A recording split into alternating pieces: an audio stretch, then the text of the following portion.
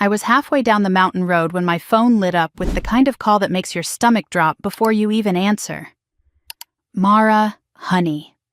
Mrs. Rowan whispered, her voice tight in a way I'd never heard. There's a moving truck in your driveway.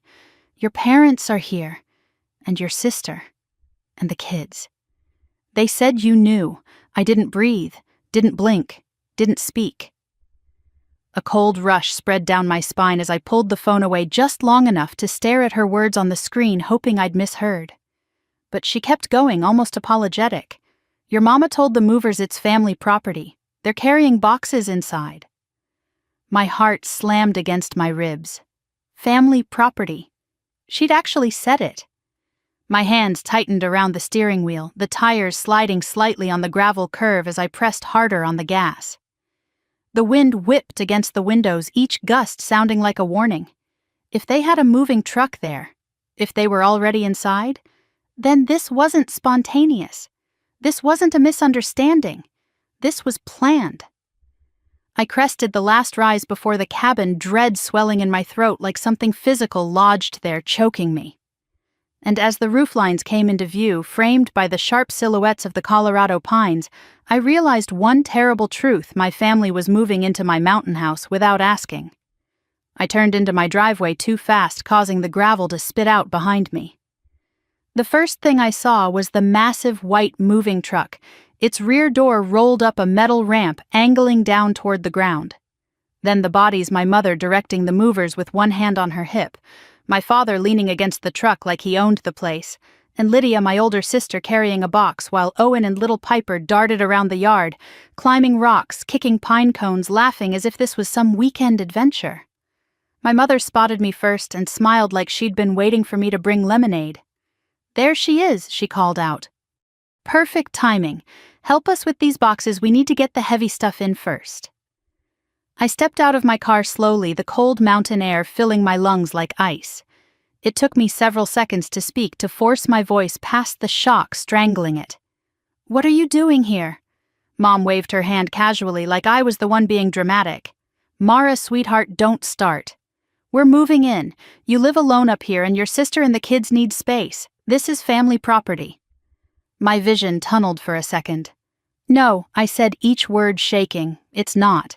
Lydia rolled her eyes as she dropped a box onto the porch with a loud thud. "God, you're so uptight. You barely use this place. We'll make it a real home." A real home. My home. Bought with my savings, my down payment, my mortgage payments. Every ounce of this cabin belonged to me. Not them, not family. Me. I took a step forward. "I didn't invite you here." "That's the thing," Dad said, brushing sawdust off his jeans like he'd just finished a day's worth of honest labor. "You don't need to invite us. We helped with the down payment. Remember, that makes this shared." I stared at him, stunned. "You gave me $1,000. The house cost $400,000. "Money is money," Mom snapped. "Don't be petty. Family doesn't nickel and dime each other." My pulse hammered in my ears. Family also doesn't break into someone's home. We didn't break in, Lydia said, flipping her hair back as she swung open the screen door. The key was in the planter, like always. "You should really hide it better." I felt sick. Owen ran toward me, then sandy blonde hair flying behind him. "Mommy said I get the room upstairs with the big window. Grandma said you won't mind." I blinked at him. Grandma said what? Piper grabbed her brother's hand and added proudly, "Grandma said this is our new home. We won't have to leave." That hit me harder than anything else. They had told the children. They had prepared them. They had created a reality where this wasn't trespassing. It was entitlement. I walked past them, needing to see the damage for myself. The cabin door was wide open. Inside, movers were carrying in a dresser I'd never seen before.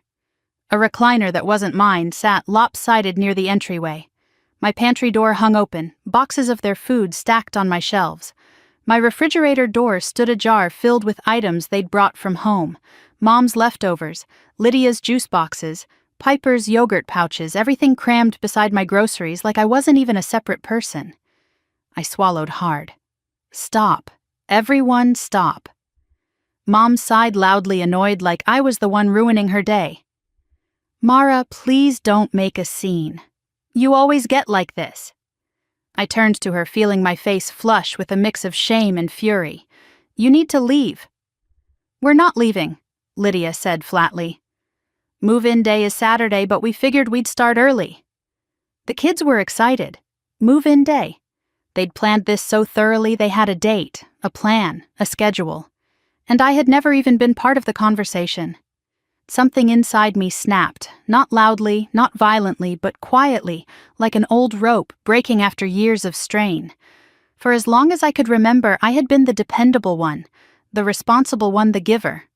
The one who paid the loans that were never repaid, who covered birthday parties and grocery shortages, who babysat last minute because Lydia was overwhelmed. Every time I'd tried to say no, I'd been scolded, guilted, punished. And now this. They were stealing my home because they believed they had the right to it. I took a slow breath. I'm going inside, I said. When I come back out, I expect all of this gone. Mom actually laughed. Oh, sweetheart. You'll adjust. Families share. I didn't answer. I walked back inside, my hands trembling as I shut the front door. The cabin felt smaller than usual, the walls closing in around me. I leaned against the door, hearing the muffled voices outside, Mom giving instructions, Lydia ordering the movers to bring in more boxes, Dad telling the kids to stay where I can see you. My sanctuary was dissolving around me, and no one on the other side of that door cared. I pushed myself upright and walked into the kitchen, breathing through the tightness in my chest. My phone felt heavy in my hand as I unlocked it. I scrolled to the number I'd searched last night, hesitated, then typed it in again. A locksmith, the closest one in Cedar County. The cursor blinked on the call button. My thumb hovered. If I called, there was no going back. I closed my eyes, hearing Mom's voice from outside, shrill, confident, claiming things that did not belong to her, claiming my life as if it were a piece of furniture she could rearrange. Family adjusts. Not anymore. I pressed call. The line rang. Once, twice, 3 times. A gruff voice answered Walter's lock and key. I swallowed. Hi. I need every lock on my house changed. Today. There was a pause. Everything all right, ma'am? No, I said quietly. But it will be. I ended the call, letting out a breath I hadn't realized I'd been holding. My legs felt unsteady, but my resolve had never been clearer. I walked to the window and looked out at the scene unfolding in my driveway, my mother waving at movers, my father pacing, Lydia leaning against her minivan, arms crossed, triumphant. Owen and Piper chasing each other around my pine trees as if they'd lived here their whole lives. None of them looked worried. None of them doubted this would work. They fully expected me to fold like I always had. But this time, something was different. I stepped back from the window and locked the door, my door. Then I whispered more to myself than to them, not for one more day. And for the first time in my life, I meant it. The moment I hung up with Walter, the silence inside the cabin pressed against my ears like a physical weight. Outside, my family moved with purpose, a rhythm too organized, too practiced, too familiar for something supposedly spontaneous. It wasn't chaos. It wasn't confusion. It was a choreography. I watched them through the narrow slit of the window. Mom pointed toward the upper level as 2 movers carried a box labeled linens, Lydia. My father walked toward the shed as if inspecting the property he owned. Lydia had her phone out, scrolling casually, confident enough to look bored. The kids darted around them, matching their energy and assumptions. No one hesitated. No one questioned. No one even looked toward my front door. They genuinely believed they belonged here. I backed away from the window. My breath shook in my chest, not out of panic anymore, but out of something darker, recognition. I'd seen this pattern before. The way Mom took over my childhood bedroom when I moved out for college, calling it shared space. The way Lydia moved into my old apartment for 3 months until she figured out her life, then stayed for 10, and never cleaned up after her kids. The way Dad expected me to contribute to car payments I didn't use, medical bills I wasn't involved in, and vacations I wasn't invited to. A taker didn't suddenly become a giver. A boundary crosser didn't learn manners overnight.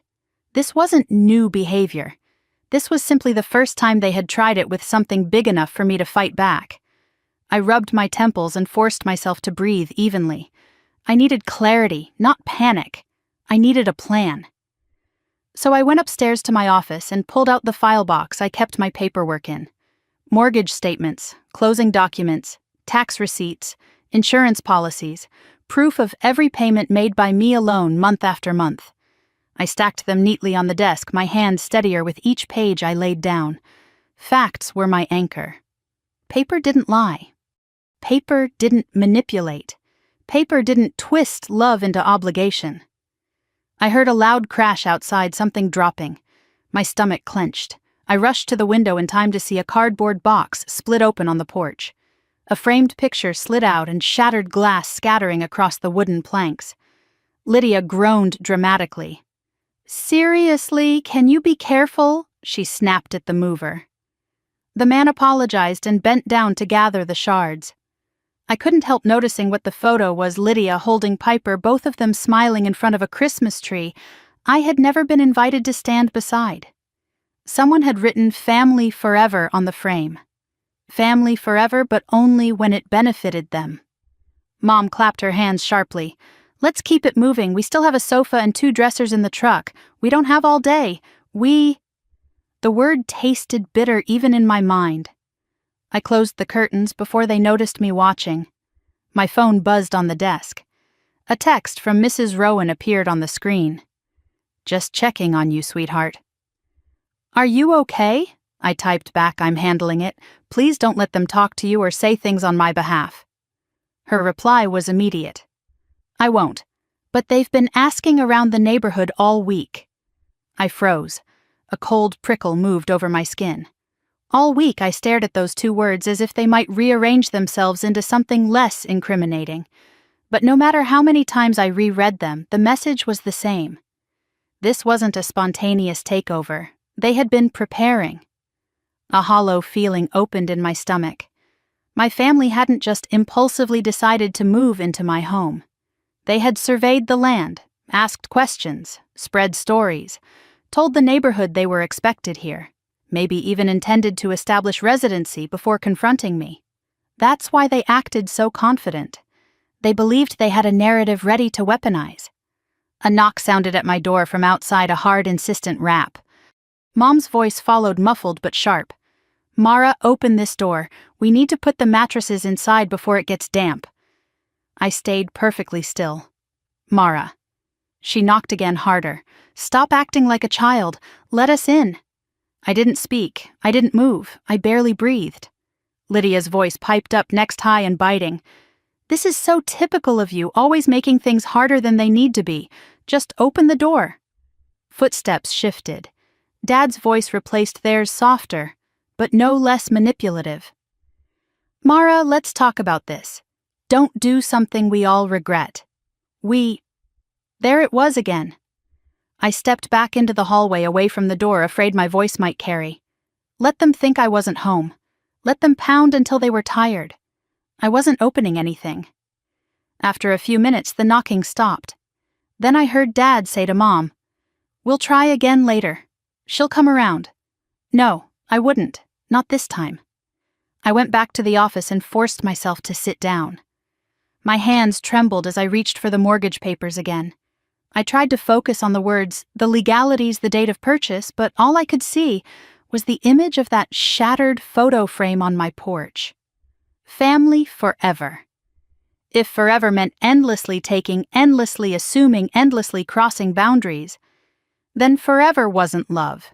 It was ownership, and I was done being owned. My phone buzzed again. This time it was an unknown number. I hesitated, then answered. "Mara," a calm voice asked. "This is Deputy Hartman with the Cedar County Sheriff's Office. I'm returning your call from earlier." Relief flooded my chest. I sat straighter. "Yes, thank you for calling back. I need to know what my options are." He asked me to explain the situation, so I did, slowly, methodically, breathing through the tremors in my voice. I told him they had arrived uninvited with a moving truck.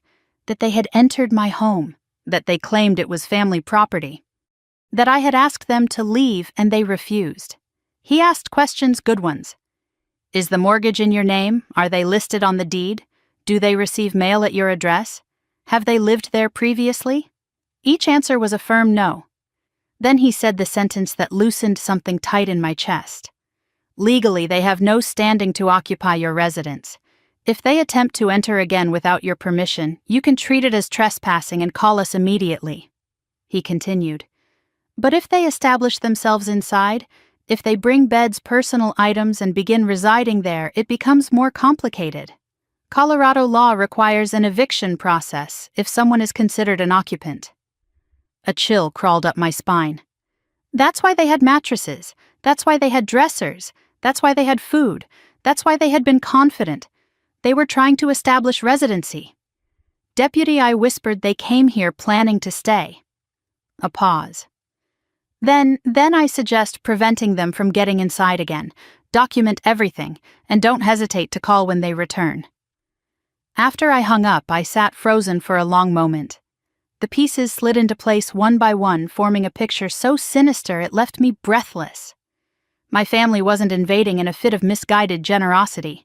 They were executing a step-by-step plan to take my house. I stood abruptly, my chair rolling back behind me. I gathered the paperwork into a neat pile, then walked downstairs. The cabin felt tighter, smaller, as if the walls themselves sensed the threat pressing against them. When I reached the living room, I hesitated before the window. Slowly, I pulled the curtain aside a fraction of an inch. Mom was standing by the truck, speaking animatedly to one of the movers while pointing toward the upper-level loft. Lydia was lifting Piper onto the porch railing, letting her balance dangerously on the edge while Owen clapped. Dad had drifted toward my garage, peering into the windows as though assessing tools and equipment he might claim as his. Their movements weren't chaotic. They were purposeful, coordinated, predatory. A wave of anger surged through me, sharp, pure cleansing. It didn't shake like fear. It didn't burn like panic. It simply rose steady and clear, filling spaces inside me I didn't know were empty. Enough. I let the curtain fall and turned away from the window. I wasn't going to let them take anything else from me. Not my home. Not my peace. Not my sense of belonging. My phone vibrated again. This time it was a voicemail notification. Curiosity tugged at me. I tapped to listen. Mom's voice filled the room tight with frustration. Mara, stop hiding. This is ridiculous. Your sister and the kids need a place, and you have plenty of space. We already told everyone we're moving up here. You need to stop being selfish and let this happen. I deleted it. Another voicemail played automatically, this time from Lydia. Mara, open the damn door. We're family. Families share. You don't get to isolate yourself like this. You're not better than us. I deleted that one too. The third was from Dad, calmer but heavier. Mara, for God's sake, just talk to us. Your mother is upset. The kids are confused. You can't keep doing this. Let us in. Delete. I didn't want their voices in my house anymore. Minutes passed, maybe hours. The noise outside rose and fell. Footsteps dropped boxes, the hum of the truck engine, kids laughing, Mom's orders slicing through the air. Then slowly, it quieted. I walked to the window again. The movers were closing the truck door. Mom was speaking with Dad, gesturing wildly. Lydia paced, phone pressed to her ear, annoyance tightening her shoulders. Then Lydia pointed directly at my front door and said something sharp. Dad nodded. And for one beat, all three of them stared at the house as if waiting for it to open itself. But it didn't. They didn't win this time. A strange, steadying calm washed over me. I looked toward the table where my deed and mortgage papers lay in a neat stack. Proof, truth, ownership. They weren't taking this from me. Not today. Not ever. I picked up my phone and typed a new message to Mrs. Rowan. Thank you again. Please don't let them speak for me. They don't represent me. Her reply came quickly, warm and certain. Of course, dear. And Mara, you're doing the right thing. I exhaled shakily. Maybe for the first time in my life, I believed that too. I stood in the kitchen long enough for the sun to shift across the wooden floorboards, long enough for the hum of activity outside to settle into a rhythm that sounded too comfortable, too familiar.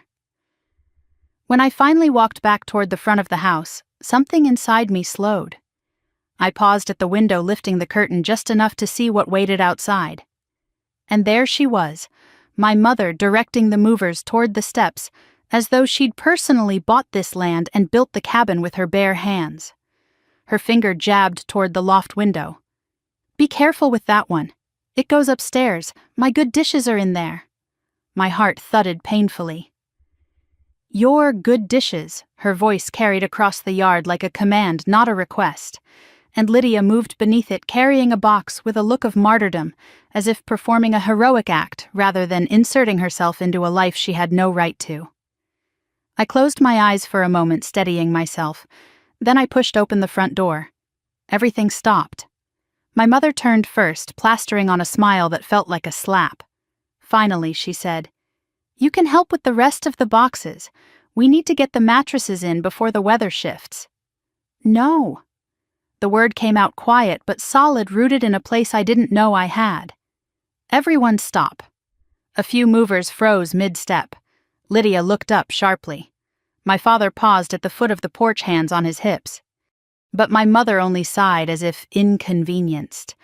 "Oh, Mara, don't start. We don't have time for one of your moods." I felt heat crawl up my neck. "Get your things off my property." Lydia let out a mocking laugh.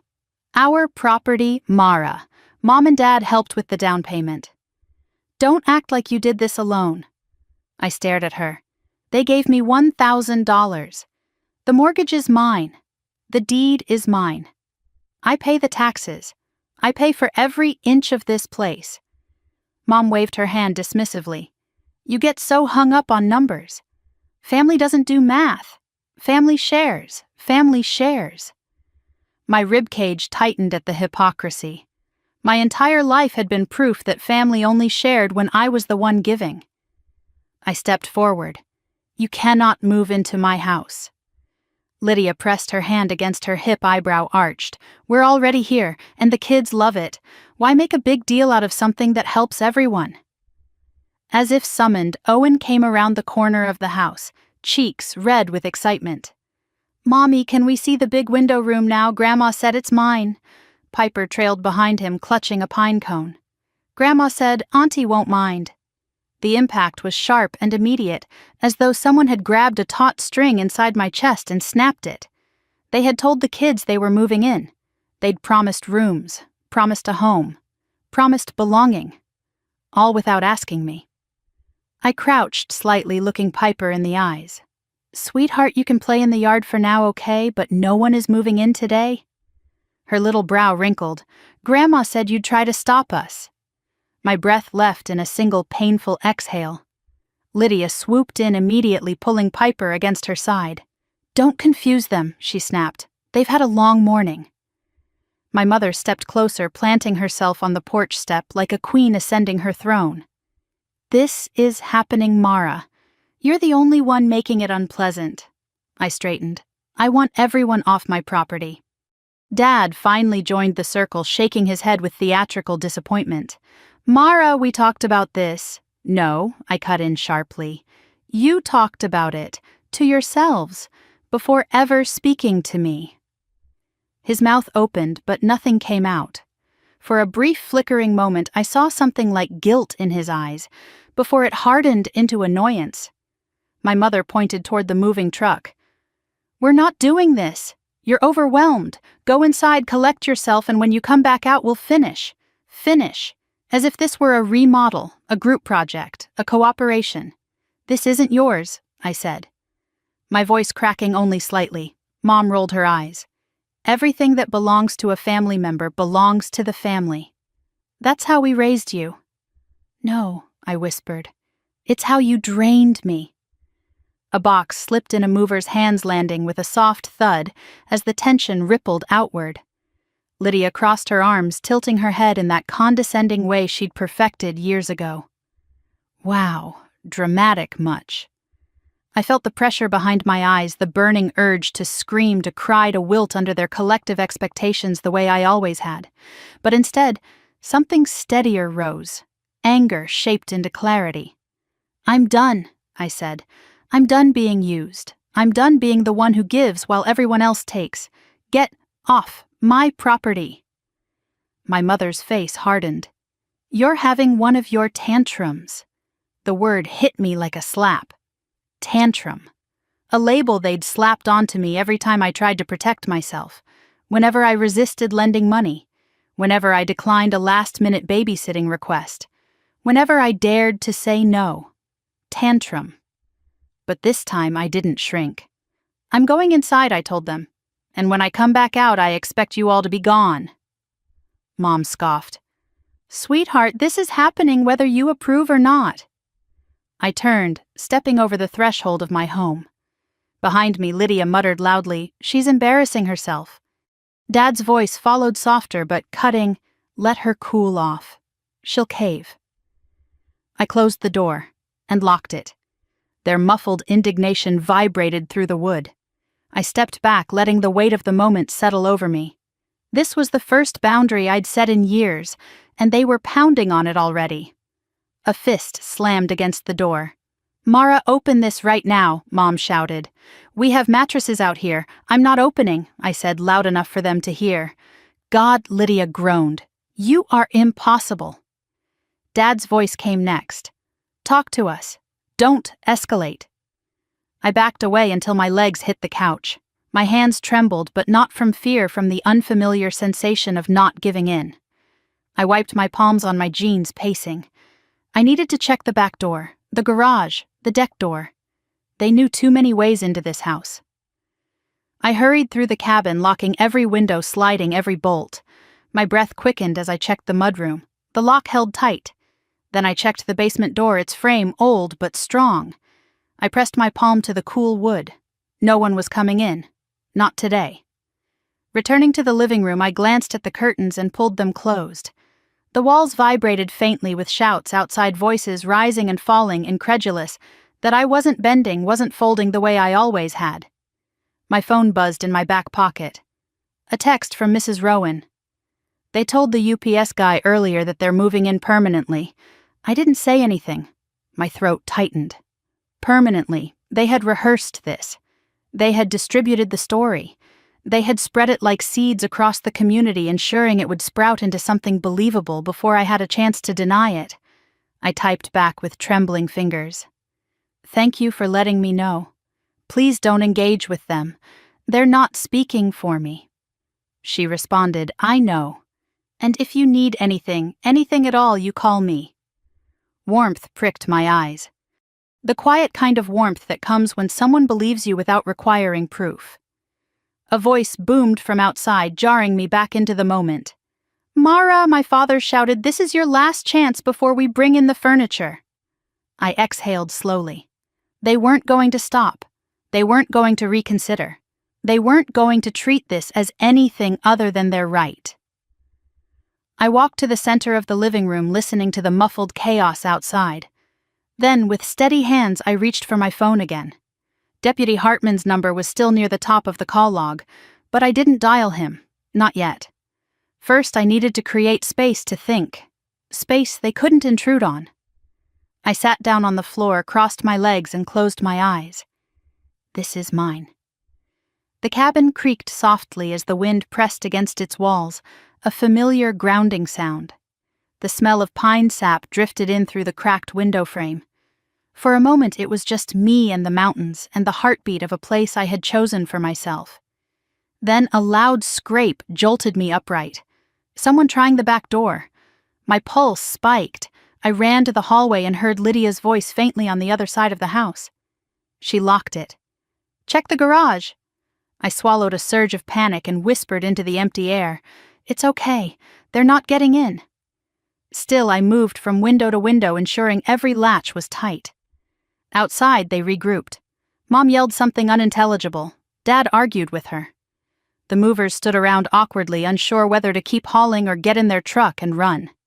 The tension thickened into something nearly tangible, like the moment before a thunderstorm splits open the sky. I returned to the door and pressed my back against it. Their shadows moved beneath the gap at the bottom, restless, impatient, entitled. Mara Mom called voice, suddenly sweet syrupy in a way that made my skin crawl. Honey, open the door. We can talk. I didn't move. Don't be unreasonable, she continued. We'll get along just fine once everything's settled. I closed my eyes. Then, clear, as if whispered directly into my ear, I heard Lydia say the words that locked everything into place. You don't get to call cops on your own family. My eyes opened slowly. I wasn't sure if they were daring me or warning me. Either way, the decision was already made. I wasn't letting them inside. Not now, not ever. I stepped away from the door, gripping my phone, and whispered into the quiet, if I have to fight, then I will. And for the first time, I truly meant it. The morning the locksmith was scheduled to arrive, the mountain was wrapped in a pale, silvery fog that muffled every sound. It made the cabin feel suspended in a quiet pocket of air, like the world was holding its breath with me. I hadn't slept, not really. I'd closed my eyes, but my mind replayed every moment from the day before: my mother's commands, my father's disappointment, Lydia's entitlement, their boxes crossing my threshold, their voices claiming what wasn't theirs. By sunrise, the fog began to slide down the slope, revealing thin beams of golden light. I stood at the front door, staring at the driveway, waiting for the first sign of Walter's truck. That's when I noticed the glove. A single black leather glove sat on the porch step, damp with dew. Out of place, out of context. I bent down and picked it up with 2 fingers. It wasn't mine, it wasn't left by the movers. And it wasn't the kind of glove worn by hikers passing through. My throat tightened. Someone had been close to the house, close enough to drop this with no reason to be on my property. The sheriff's words replayed in my head. Keep them from getting inside. I set the glove on the porch railing, forcing my breath to slow. It didn't matter who had dropped it. After today, no one would be getting inside again. At exactly 7:48 a.m., a dusty brown pickup rumbled up my driveway. A man in his early 50s stepped out, shoulders broad, his tool belt hanging low. He had a calm demeanor, the kind people in the mountains carry like second nature. His name stitched onto his work shirt read, Walter. He gave me a polite nod. Morning, ma'am. Heard you need every lock replaced? I nodded. Every single one. He tilted his head slightly, the question unspoken. Family trouble. He didn't ask it out loud, but I saw it in his eyes. Maybe he'd seen it before. Maybe mountain homes brought out the worst in people who wanted what wasn't theirs. Yes, I finally said. Family trouble. He didn't push further. I'll start with the front, then the back doors, then the side entry and basement. Shouldn't take long. For the first time in 24 hours, I felt a shred of relief. Small, fragile, but real. As he unpacked his tools, I stepped aside, letting him begin. The metallic clicks of the drill sounded like punctuation marks, each one a quiet declaration. This is mine. This is mine. This is mine. I hovered nearby, unsure whether to help or anxiously supervise. The cabin creaked as the temperature changed, the old pine siding expanding in the morning light. Walter worked efficiently, unscrewing old bolts, inserting new deadbolts, testing them twice with calm precision. You picked a beautiful place up here, he said as he tightened a hinge. Wish I had a place like this. I swallowed, unsure how to respond. Thank you. It was a dream of mine. He looked over at me briefly. Always someone trying to take the things we work hardest for. My chest tightened, not because he meant anything specific, but because the truth of that sentence hit deeper than he probably realized. I nodded. Yes, exactly. He didn't pry, didn't ask for details. Instead, he simply moved to the next door. But as he rounded the cabin toward the back, I followed, and that's when we both noticed the SUV. An unfamiliar older model SUV sat idling at the edge of the drive, its windows tinted dark. It faced the cabin but didn't pull in. It just sat there. Walter noticed it too. Friend of yours, no. The SUV lingered for another long second. Then it rolled slowly down the hill, disappearing around the bend. My stomach dropped. Lydia. It had to be. She had probably driven by to see if I'd opened the door, or if I'd changed my mind, or if the locks were still the same. But she would be disappointed. The locks were changing. Walter glanced at me but didn't comment. Instead, he finished the back door and moved on to the basement entry. This one's old, he said, tapping the frame. I'll reinforce it. Please do. While he worked, I walked back inside and pulled out every important document I owned: deed, mortgage, tax statements, insurance policy. I laid them across the dining table in neat rows, the official paper forming a barrier between truth and the lies my family had been spreading. As I ran my finger across the embossed seal of the deed, something in me hardened. I wasn't being dramatic. I wasn't being selfish. I wasn't being unreasonable. I was defending my home. A quiet knock sounded at the open front door. I turned quickly, heart pounding.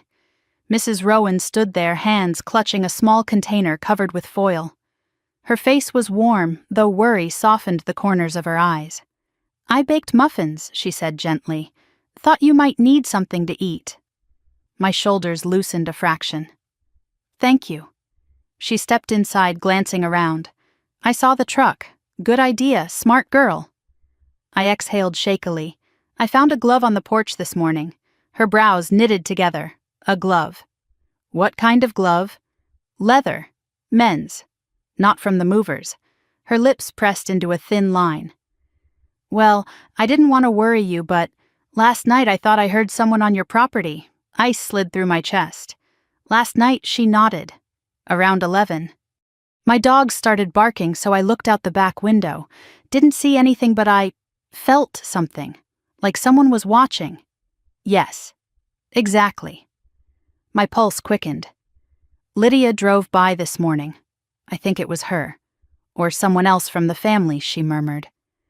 A heavy quiet settled between us. Not fear, not panic, just an understanding one that acknowledged the truth I'd been trying not to face. They're not done, I whispered. No, she agreed softly. But you're not alone. I swallowed hard. Thank you for saying that. She placed a hand on my arm. You did the right thing yesterday, dear. Boundaries help everyone see the truth, even if they don't like it. Before I could respond, the metallic clink of Walter's tools sounded again outside.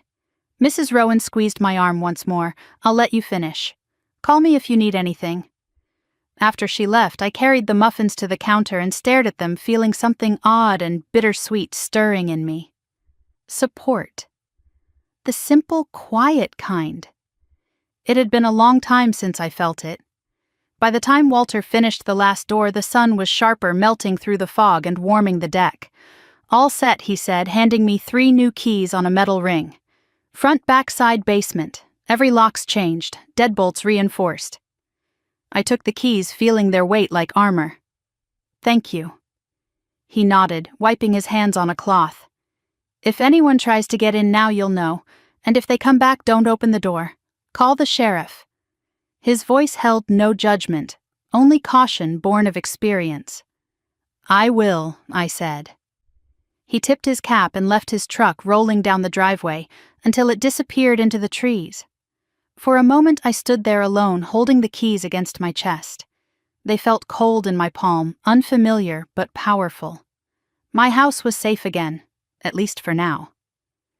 Inside, my phone buzzed with a new message. I almost ignored it, but something in me compelled me to check. It was from my mother. A different number. She'd used another phone. Mara, you need to stop this. We are family. We will not be pushed out. This is our home too. My throat clenched as I typed only 5 words.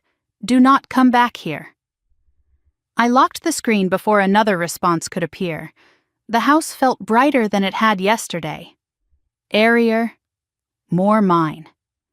I drifted through the living room, up the stairs into the loft, touching the railings, the window frames, the furniture I'd saved years to buy. Nothing was being taken today. Nothing was being claimed. but peace was fragile. Even as I walked the quiet rooms, the shadows along the wall reminded me that locks could be changed, but intentions didn't dissolve that easily. That glove wasn't an accident. That SUV wasn't random. That silence from my family wasn't surrender. This was the beginning of a longer fight, a fight for my home, my boundaries, my right to say no. But as I stood at the window looking down at the empty driveway, something steadier rose inside me. Not panic, not exhaustion, resolve. I closed the curtains, tightened my grip on the keys, and whispered into the quiet cabin, "You don't get to take this from me.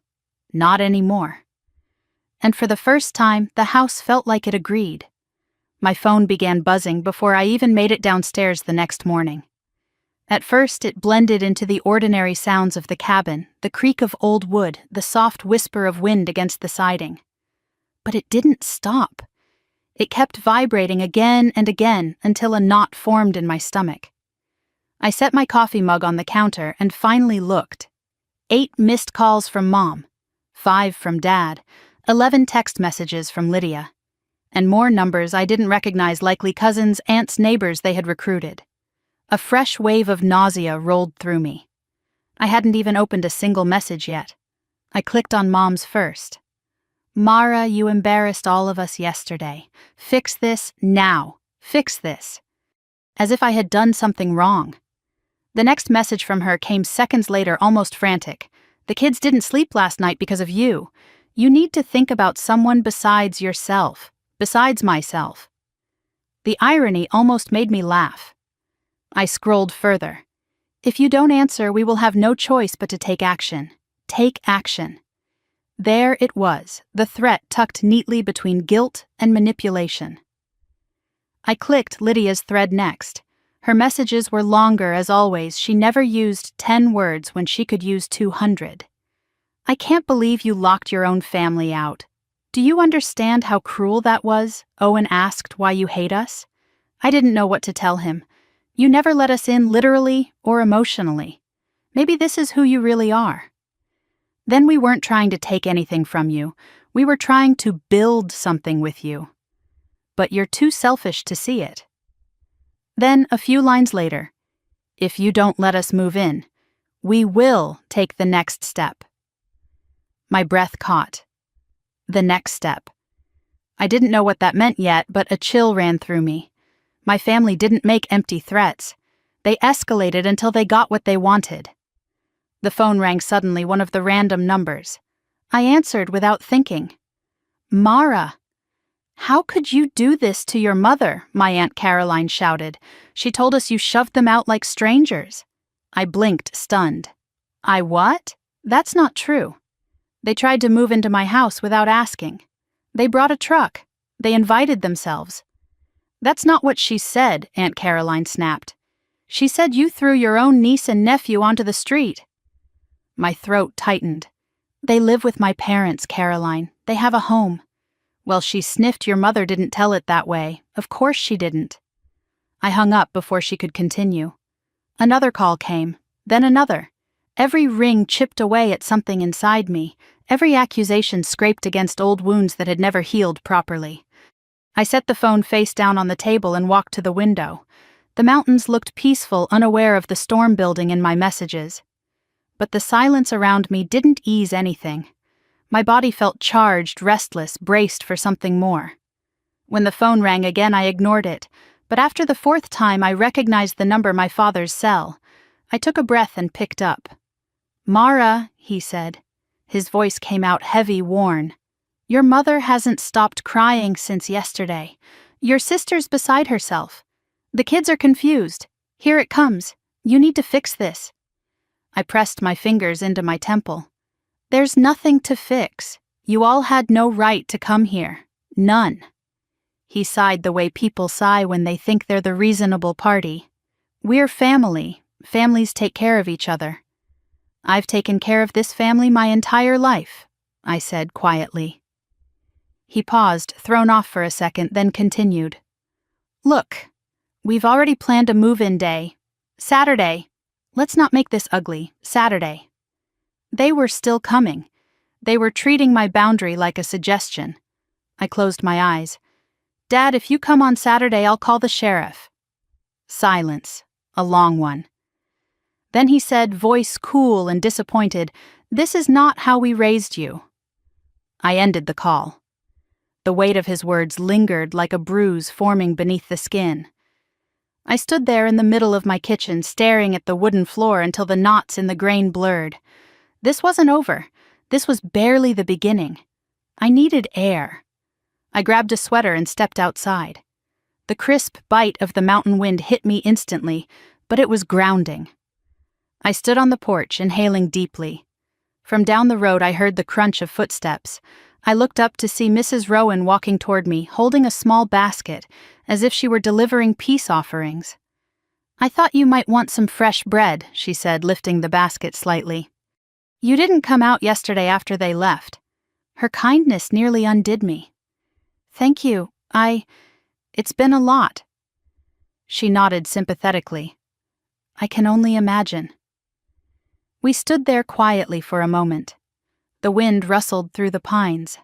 Then she said, almost reluctantly, "I didn't mention this yesterday, but your mother came by earlier in the week. She asked me how often you're away for work." My breath hitched. "What? And your sister was driving around the neighborhood 2 or 3 times a day the past week. I thought she was just visiting, but now I'm not sure." A slow dread unfurled in my chest. They were scouting. Mrs. Rowan hesitated, then nodded. "I think so." I pressed my hands to my face. It wasn't impulsive, it wasn't emotional, it wasn't even about need. They strategized this. They had made a plan. "I'm so sorry, dear," she said softly. I lowered my hands. "No, thank you for telling me." She lingered another moment, then gave my arm a gentle squeeze. "You're not wrong for setting boundaries, Mara. Don't let anyone tell you otherwise." She walked away, leaving the scent of warm bread and a faint trace of comfort behind her. When I went inside, the phone buzzed again. This time it was Jess, my coworker. "You okay? You didn't sound great yesterday." I debated lying. I debated brushing it off. But I typed the truth. My family tried to move into my house. There was a pause. "Then, what, like—" "Permanently, yes. Holy crap. Do you need anything? Do you want me to come up there? No, I just needed to say it out loud. Talk anytime, okay?" I stared at her message for a long moment, grateful in a way I didn't know how to express. But the gratitude didn't erase the gnawing fear beneath it. Because after Jess's message, the phone finally stopped vibrating. Completely. And that bothered me more than anything. My mother always escalated. She always responded. She always had a last word, a final guilt trip, a new tactic. The silence meant she was strategizing. The silence meant she was planning something bigger. I tried to keep working that afternoon. I sat at my drafting table, opening the design files for the new cabin project near Rocky Ridge. I tried to focus on the pitch deck due next week, but every time a pine branch brushed the window or the floorboards shifted under their own weight, I jolted. My concentration frayed like an old rope. Late in the afternoon, my phone buzzed with one new text from my father's number, but the tone was unmistakably my mother's. "Move-in day is Saturday. We're still coming." It wasn't a threat, it was a statement of fact. I set the phone down carefully, as if it might shatter in my hand. My ears rang, my throat closed. My heartbeat thudded so loudly I could feel it in my jaw. They weren't reconsidering. They weren't backing down. They were doubling down. A storm rose outside, fast-moving clouds rolling over the peaks, casting long shadows over the cabin. The wind howled low through the pines, sending needles drifting across the deck. As I watched the storm build, my resolve crystallized. I wasn't going to wait until Saturday to see what happened. I poured myself a glass of water and walked outside to the porch. For a long few seconds I just stood there, letting the cold sting my face. Then I whispered, "I won't let them do this." I didn't know yet exactly how I would stop them. But I knew the locks were only the beginning. That evening, as the sky darkened and the storm winds rattled the windows, I wrote a list on the back of an old grocery receipt: "Call sheriff if they return." Document everything. Block their numbers. Prepare paperwork. Be ready. My handwriting wavered, but my intent didn't. Just as I set the note on the counter, my phone buzzed one last time. Unknown number. I clicked it open. If you think locks will stop us, you're delusional. No name, no signature. But I knew exactly who it was. I turned the phone over screen face down on the counter. Then I walked to the window, staring out into the dark curve of the mountain road, and said quietly to myself, "They're planning something. But so am I." I woke before dawn on Saturday with a heaviness in my chest that felt almost physical. The wind outside pushed against the cabin walls in long, hollow moans, as if the mountain itself sensed what was coming. I sat on the edge of my bed, hands clasped, staring at the soft orange glow rising behind the ridge. My coffee went cold untouched on the nightstand. Today was the day they said they would come. Move-in day. I made my way downstairs, each creak of the wooden steps echoing through the silence. I spread the paperwork across the kitchen table again. The deed, the mortgage, the tax statements, the insurance policy. My own armor laid out in rows of neat legal language. My phone vibrated. A text message from Mom, time-stamped 5:42 a.m. "We're leaving now. Have the front door unlocked." I stared at the words until my vision blurred. Not a question, not a request, an order. The sun was barely above the treetops when the rumble of an engine drifted up the hill. I stepped to the window just as the white moving truck appeared around the bend, followed closely by my parents' SUV and Lydia's minivan. The three vehicles pulled into my driveway in a tight formation as if they were an invading force. Doors opened, bodies spilled out. Owen was the first to shout, "We're home, Grandma said we live here now." My pulse stuttered painfully. Piper twirled in the driveway, lifting her arms as if welcoming mountain air into her lungs. Mom began directing immediately. "Mattresses go inside first. Don't scratch the frame." Harold grabbed that box from Lydia's trunk. Lydia slammed her door shut and marched toward my house without hesitation, ponytail swinging. "Let's just get this done," she told the movers. "She'll calm down." I stepped onto the porch, gripping the railing so tightly the wood dug into my palms. "Stop," I said, trying to steady my voice. "No one is going inside." Mom froze mid-step. Slowly, she turned. "Mara, don't be ridiculous. We talked about this." "No," I said. "You talked about it. To yourselves, without me." Dad approached, jaw tight. "Don't make this harder than it needs to be." "This is trespassing," I said. "I asked you not to come." "That's not how family works," Mom snapped. "Unlock the door." "No." For a heartbeat, no one moved. Then Lydia marched up the porch steps and grabbed the doorknob. She twisted it. Locked. She tried again, harder this time. When the knob didn't budge, she yanked on it and turned toward Dad. She changed the locks. Mom gasped dramatically. "You changed your locks. On your own family, you tried to break into my home," I said. "Yes, I changed the locks." Lydia let out a harsh laugh. "You are unbelievable." Piper tugged Lydia's sleeve. "Mommy, why won't Auntie let us inside?" I felt something within me splinter. Not break, just shift. These children were being used as shields, as leverage. But I didn't bend, because I said gently, "This isn't your home." Mom's face darkened. "We're not doing this." Harold checked the back. Dad hesitated, then walked around the house. A moment later, I heard him rattling the back door, then the mudroom, then the basement entry. "They're all locked," he yelled. "Of course they're locked," I called back. One of the movers whispered something to another, clearly uncomfortable. Owen kicked a pine cone. Piper sat on a rock, confused small hands folded in her lap. Mom stormed up the steps and stopped inches from my face. "This is not okay." "We have a truck full of furniture, Mara. We're moving in." "You agreed I never agreed," I said, voice low. "Not once." "You misunderstand everything," she said, jabbing her finger toward my chest. "We're saving you from loneliness. You're wasting this place living up here by yourself. This is my home," I repeated. "It's family property," she argued. "We contributed $1,000, I said, 3 years ago. A gift, not a loan." Mom's jaw tightened, but she didn't back down. It gave us a stake in this home. No, I said. It didn't.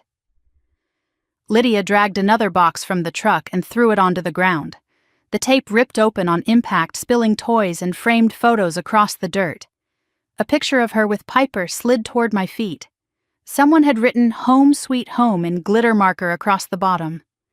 The symbolism was suffocating. Pick that up, Mom barked at the movers. She's being dramatic. We'll get inside soon enough. Families adjust. My breath left me in a single violent exhale.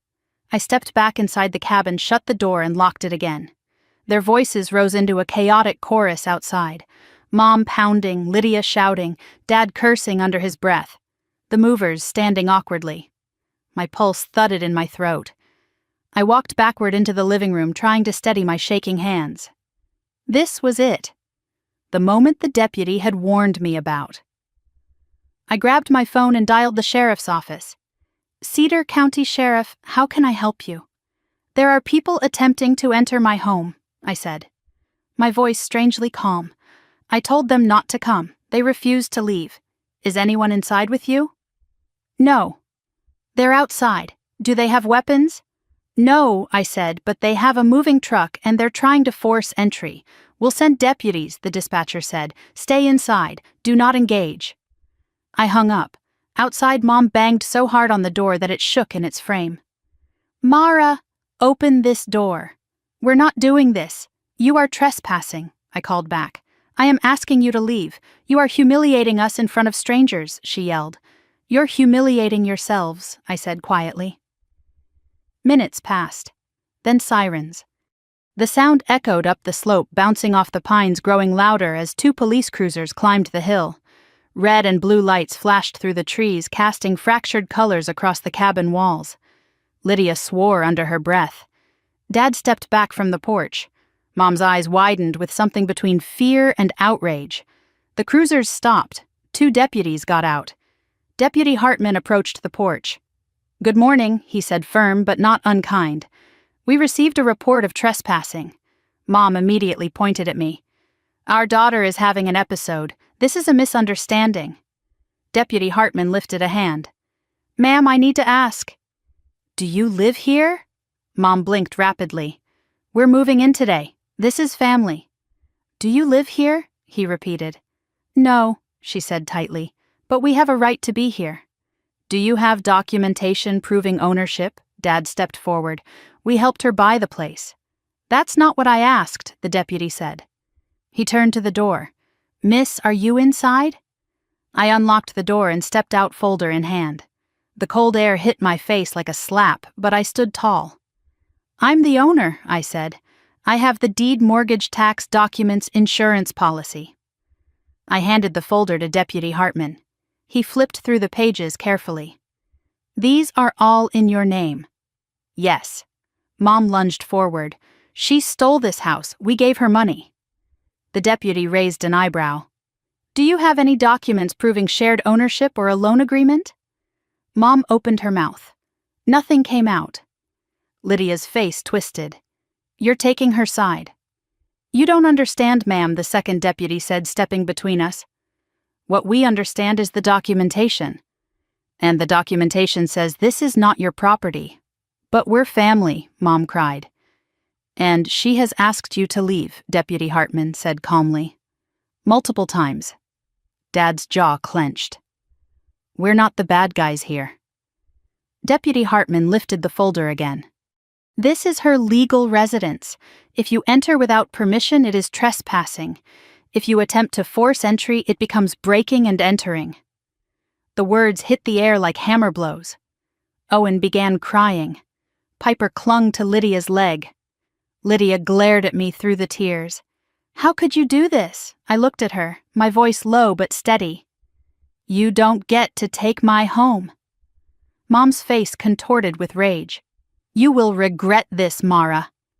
Deputy Hartman stepped between us, voice steel. Ma'am, I'm going to ask you to gather your belongings and leave the property immediately. Dad muttered something under his breath but nodded stiffly. The deputies stood by while Lydia and Mom collected the scattered boxes, while Dad helped the movers load everything back into the truck. The entire time Mom glared at me as if I'd betrayed some sacred vow, as if boundaries were betrayal, as if autonomy was cruelty. When they finally got into their vehicles, Dad rolled down his window just long enough to say, "This isn't over." Then they drove away.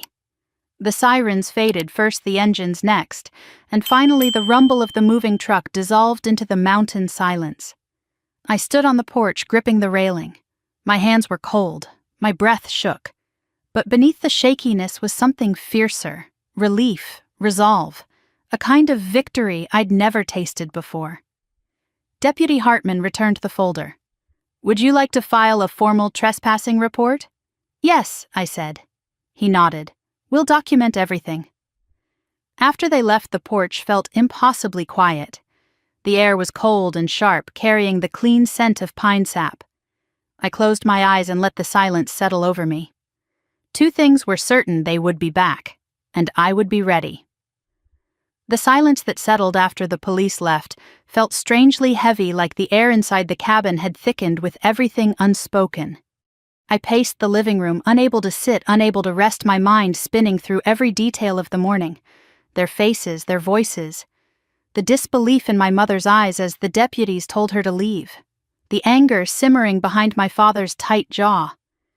Lydia's glare, the kind that promised retaliation. I kept waiting for the adrenaline to fade, for my hands to stop trembling, but the tremor stayed, because none of this was over.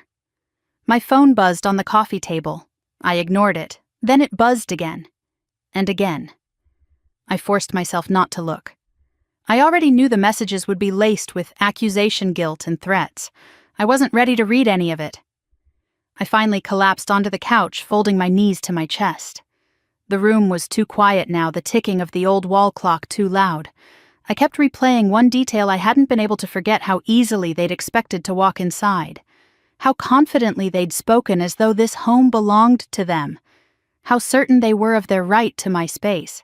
And the worst part, the part that made my stomach twist, was how a small part of me expected to cave. To apologize.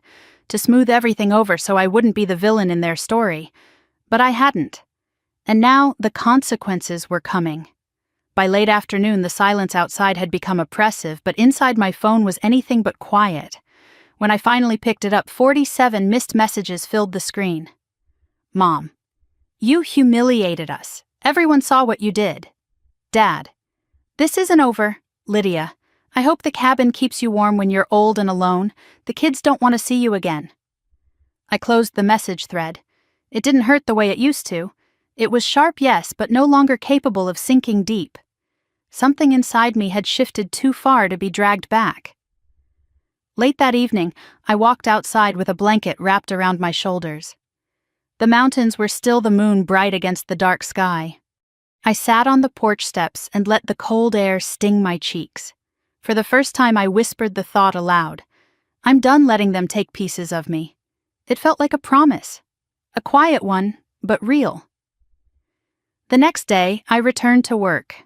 The office felt jarringly normal after the chaos of the weekend: the scent of burnt coffee, the low murmur of co-workers chatting, the tapping of keyboards.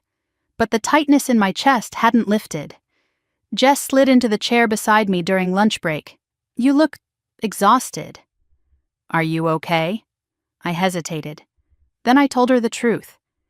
My family tried to move into my house. She froze with her sandwich halfway to her mouth, like, "Permanently?" "Yes." She blinked. "Holy, are they insane?" "I think so," I said softly. She leaned forward. "What did you do?" "I called the sheriff." Her eyes widened. Then she nodded with something like pride. "Good. Seriously good. Boundaries, Mara. This is huge for you." I sighed. "It doesn't feel huge. It feels terrifying. That's usually how huge things feel." Her support warmed something in me that had been cold for a long time. But the warmth didn't last. Halfway through the afternoon, my office phone buzzed. "Unknown number," I answered cautiously. "This is Mara." A clipped woman's voice replied, "Hello, Ms. Monroe. This is Officer Riley with Cedar County Child Protective Services." My blood turned cold. Child Protective, what we received a report yesterday regarding concerns about 2 minor children, Owen and Piper Monroe. The report states that their aunt forcibly removed them from a stable home environment and denied them a place to live, resulting in potential homelessness. My pulse roared in my ears. No, I whispered. No, none of that is true. This is why I'm calling, Officer Riley said. We need your statement to clarify what happened at your residence. I closed my eyes, gripping the phone so hard it creaked. My family had weaponized CPS, using the kids as ammunition, using government resources to punish me. I swallowed hard. I'm the one who called the police. They tried to move into my home without permission. The children live with their mother and grandparents. They were never homeless. Officer Riley took notes. Thank you, Ms. Monroe. Based on your statement and the initial police report, this appears to be a family dispute, not a child endangerment issue. But if we receive additional reports, we may need to follow up. I pressed my free hand to my forehead, meaning my family could keep calling. Unfortunately, yes. But repeated false reports carry consequences. I just need you to be aware. After she hung up, I sat frozen in my chair. Shame, anger, disbelief. They blended together until I couldn't tell which feeling was which. I stared at my hands trembling above my keyboard. Jess stopped beside my desk. Hey, what happened? They called CPS, I said hollowly. They said I made the kids homeless. She inhaled sharply. That's evil. That's not even manipulative anymore. That's malicious. I nodded numbly. They'll keep escalating. Then you'll keep protecting yourself, she said firmly. You're not alone. Her words steadied me, but only slightly. Even when I returned home, the cabin felt less safe. Not because the locks weren't strong, they were, but because the threat wasn't physical anymore. It was something else. Something unhinged and unpredictable. That night, my father showed up. I heard the crunch of gravel around 6 just as the sun slipped behind the ridge. My stomach tightened as I looked through the peephole and saw him standing there with his hands shoved in his jacket pockets, head lowered. I opened the door halfway but kept my body blocking the entrance. Dad, I said quietly. He exhaled, his breath visible in the cold air. Can we talk? I stepped onto the porch and closed the door behind me. Talk, I said. But you're not coming inside. He nodded slowly as though bracing himself. Your mother's convinced you hate us. I don't hate you, I said. I just need boundaries. She's hurting, he said. She hasn't stopped crying. And Lydia, Dad, I interrupted. We're not doing the guilt thing right now. He ran a hand over his face. This could have gone differently. Yes, I said. If you had asked me, if you had respected my home. We were trying to help you, he said. You're isolated here. We didn't want you to end up alone. You mean you wanted a free house? His expression tightened. That's not fair. It's the truth. He looked away, jaw working. Your grandmother left you money for that down payment. She believed in family. She would be heartbroken to see what you're doing now. The words hit like a stone to the chest. There it was, the weaponization of memory, the closest blade they had to my heart. I blinked against the sting in my eyes. You don't get to use her like that. His shoulders dropped. Mara, we're running out of options. For what I asked, voice rising. To take something that isn't yours. He flinched, then steadied himself. Your mother wants you to apologize. I stared at him in disbelief. For what? For calling the police, he said. For creating this spectacle. I laughed, sharp, humorless. They brought a moving truck to my doorstep. That was the spectacle. He looked at me for a long moment. Something in his eyes softened unexpectedly, something like exhaustion. Something like defeat. I don't know how we got here. I do, I said. It's been like this my whole life. You just didn't notice. He swallowed but didn't argue. We stood there quietly as the wind rustled through the pines. He finally pulled away. Your mother will reach out again. I don't want her to, I said. She will anyway, I nodded. Then I'll be ready." He turned toward his truck. Paused. I never wanted this to turn ugly. "It didn't have to," I said softly. He opened the truck door, hesitated one last time, then got inside and drove away. I stood on the porch long after his taillights disappeared into the tree line. The cold seeped through my clothes, but I didn't move. Not until the stars came out.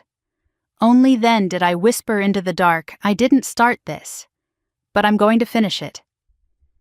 Inside, my phone buzzed again. I didn't check it. I turned it face down on the counter and let the cabin swallow the silence around me. But deep down, I knew the quiet wouldn't last.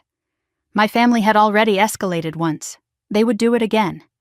And when they did, they'd find me standing exactly where I am now, protecting the one thing they can no longer take from me: myself. I was halfway through reheating leftover soup when my phone buzzed with a text from a number I didn't recognize. I almost ignored it after weeks of unknown numbers spewing guilt or threats. I'd trained myself not to react. But something made me check. "This is Gloria from next door. Someone just tried to get into your house through the back. I called police. You should come home." The bowl slipped from my hands and clattered into the sink, splashing broth across the counter. My breath stalled. For a moment, the kitchen seemed to tilt. Someone. At my house. Trying the door. My keys were in my hand before I realized I'd grabbed them. The drive up the mountain blurred. I pushed the speed limit the whole way, fingers clenched around the steering wheel, heart battering my ribs in a steady, frantic rhythm. Every turn in the road felt like a countdown. Every tree branch brushing the hood sounded like an intruder at the door. When my cabin finally appeared between the pines, 2 police cruisers were already parked out front, blue lights flashing silently through the cold dusk. Their presence painted the snow in eerie color, and underneath that wash of blue I saw the uniform shapes of officers near my back deck. My stomach dropped. Gloria stood on her porch in a cardigan arms, wrapped around herself despite the cold. The instant she spotted me pulling in, she hurried toward the driveway. "Oh, thank God you're here," she whispered, voice trembling just enough to show this scared her too. I didn't know what else to do. I heard someone on your deck, heavy footsteps. Then the door handle rattling. My pulse hitched. "Did you see who it was?" She shook her head. I was too far away. But it looked like a woman. Dark hair, ran off toward the road before the police arrived. Dark hair. The words sliced through the air like a knife. "Lydia," I murmured. Gloria's lips pressed into a tight line. I thought so too. I walked past her before I could respond, needing to see for myself.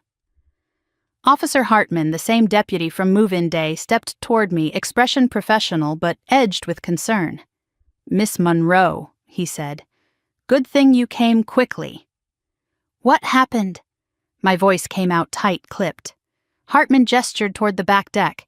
"We found evidence of a forced entry attempt. Looks like someone tried to pry open your door frame." I followed him toward the deck boots crunching across the frosty planks. And there it was, the damage illuminated by a beam from the officer's flashlight.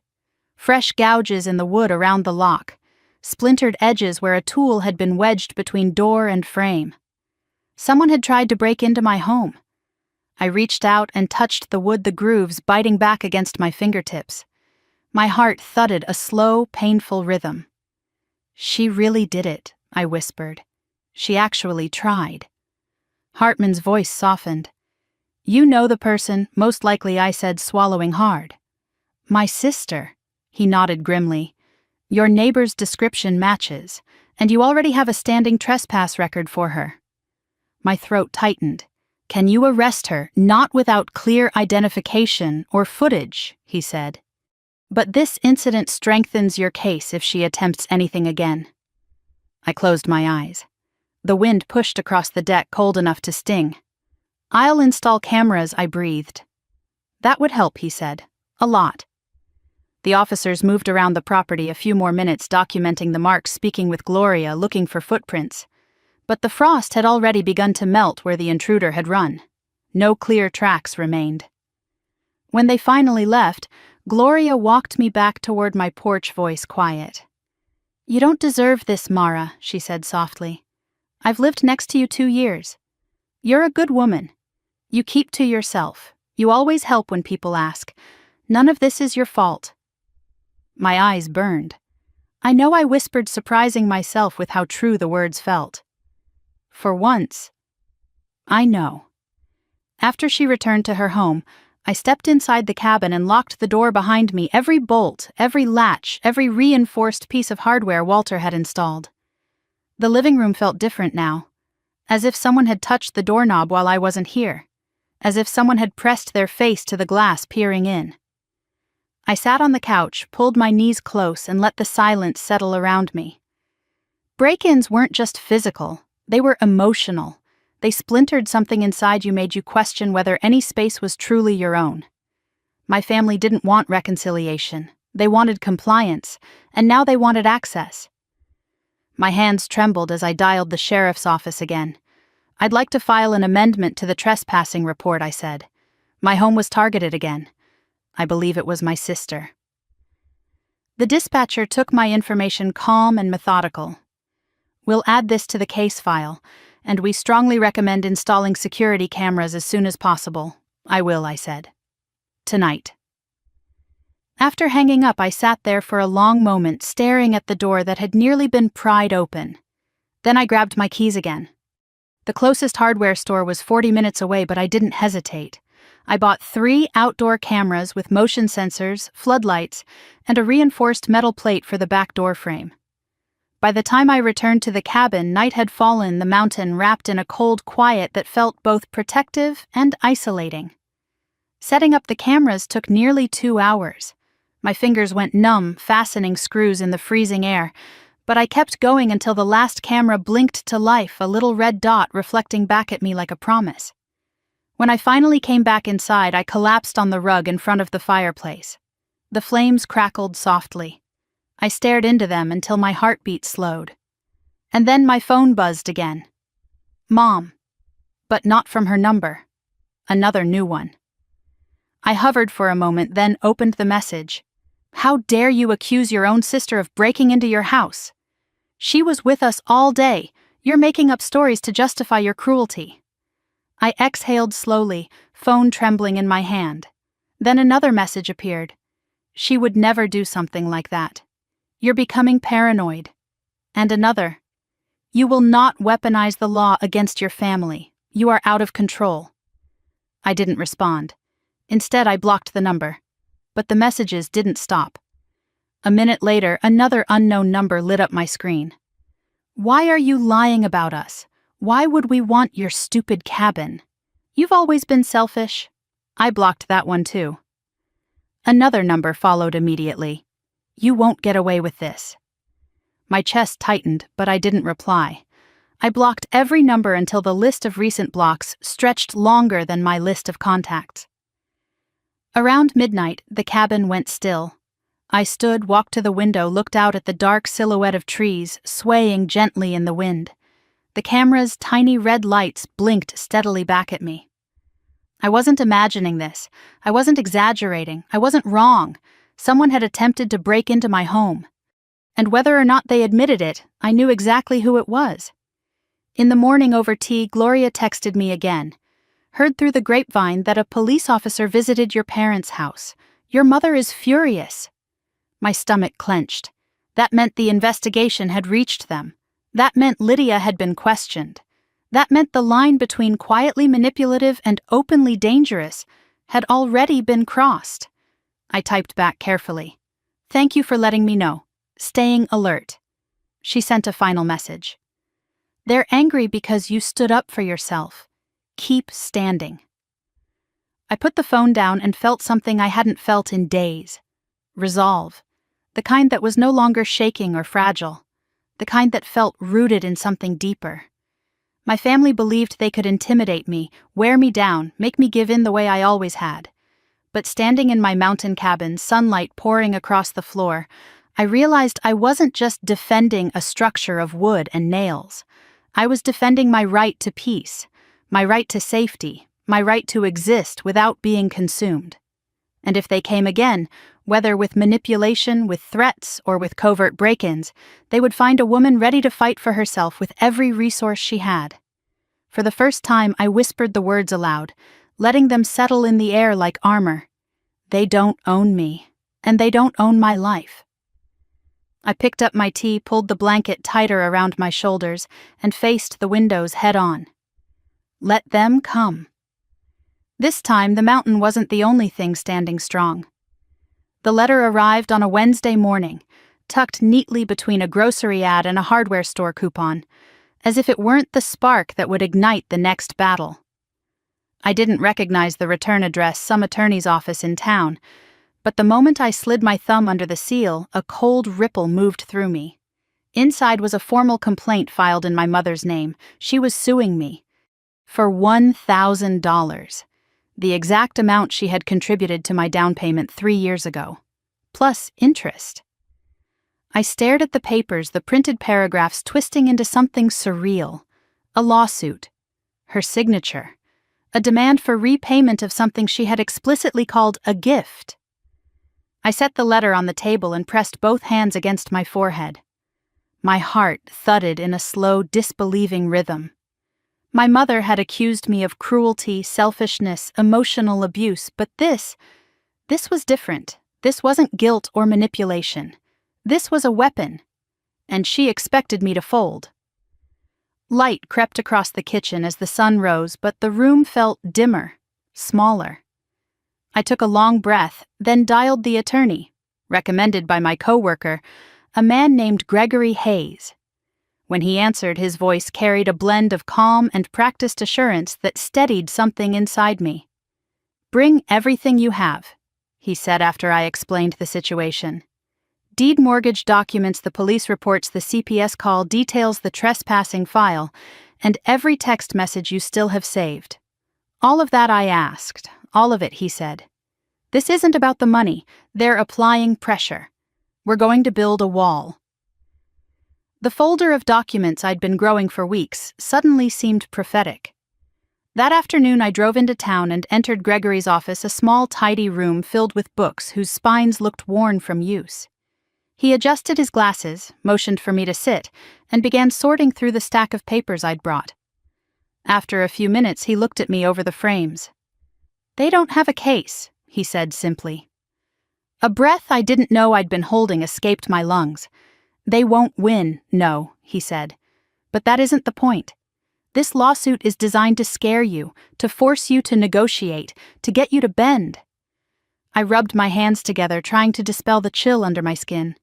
"So what do I do?" we respond, he said, firmly. And we counter. Counter Gregory leaned back in his chair. "We will state that the money was a gift supported by your mother's own messages from the time. We will request dismissal. And then we propose a mutual no-contact agreement." I blinked. "Meaning?" "That neither party contacts the other in any form. Ever." The relief that surged through me was sharp and unexpected. A future without constant pressure, without guilt, without surprise visits or accusations from unknown numbers. But he continued, "Your mother may refuse that. People like her often do." "Then what?" "Then," he said, folding his hands calmly, "we file our own harassment complaint." The room went silent. Harassment. The word felt heavy, real. A step I never imagined taking. A step that would mark the end of any illusion of family we still pretended to have. "Will that work?" I whispered. "With the documentation you have?" he asked. "Yes." When I left his office, the weight inside me felt different, not gone, but contained. Directed. I wasn't powerless anymore. I had someone in my corner. Outside, the late afternoon sun glowed orange against the mountains. For a moment, the world looked peaceful again. But the peace didn't last long. That night, my phone buzzed with a number I didn't recognize. Again. "This is your mother. How could you embarrass us like this? A lawsuit really after everything we've done for you? Fix this." My fingers hovered over the screen. Then I blocked the number. Minutes later, another message popped up. "You ungrateful child. You think a sheriff and a lawyer make you powerful? We raised you. We made you. You owe us. Block. Another. Lydia told me you're spreading lies about us. You're sick, Mara. Get help before you destroy everyone. Block. The more I blocked, the angrier they became. They had lost access to me and they couldn't stand it. The next morning, while I poured coffee into my favorite chipped mug, my phone buzzed again. This time it was Gregory. They've dropped the lawsuit, he announced, but they refused the no-contact agreement. My grip tightened on the mug. Of course they did. Are you ready? He asked carefully to move forward with filing your own complaint. I stared out the window at the frost clinging to the pine branches. The cabin looked peaceful, untouched by human conflict, but I knew that peace was fragile. Too fragile to leave unprotected. Yes, I said. I'm ready. Then let's begin. The next 6 weeks blurred into a slow, grinding march of paperwork, dates, signatures, and statements. Gregory prepared documents. I retrieved screenshots. Deputies filed supplemental reports about the attempted break-in and the CPS call. Everything built into a case that made my chest ache to read my own family's manipulation in black and white detail. And finally the day came. The hearing. I walked into the courthouse with my spine straighter than it had felt in years. Gregory walked beside me, calm and steady. The courtroom was small, intimate, almost too quiet. As soon as I stepped inside, I saw them. My mother in a gray sweater dress, lips pressed tight. My father in a stiff-collared shirt, hands clasped. Lydia in the corner, arms crossed, eyes full of venom. None of them looked at me. None of them looked away either. They simply observed me as though assessing the damage I'd done. But I hadn't come here to destroy anything. I'd come to protect myself. The judge entered. Everyone rose. And then it began. My mother spoke first, insisting the CPS call was a misunderstanding, that the attempted move-in was a family arrangement, blown out of proportion, that the break-in allegations were fiction, that I had become emotionally unstable and had turned against them for no reason. The judge listened impassively. Then Gregory stood. He laid out the timeline calmly, methodically, piece by piece. The unannounced move-in, the police-verified trespassing, the changed locks, the threats by text, the CPS report, the attempted forced entry, the lawsuit, the messages, the pattern. Lydia shifted uncomfortably as he read aloud one of her texts. You won't get away with this. Dad rubbed his temple. Mom's jaw clenched so tightly the tendons in her neck bulged. When Gregory finished, the room felt heavier somehow. The judge took a moment before speaking. Ms. Monroe, he said, addressing my mother, this is not a misunderstanding. This is a clear pattern of harassment. Mom's lips parted. But no, he said sharply. Enough.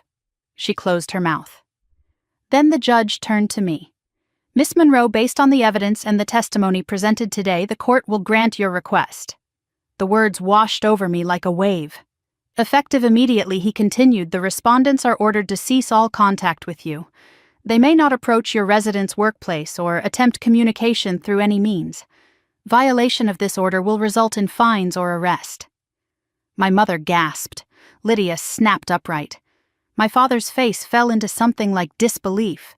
But I stood still, breathing, present, upright, steady, safe. When the judge dismissed the court, I did not look at them. I didn't need to. Their outrage radiated through the room, but it no longer penetrated me.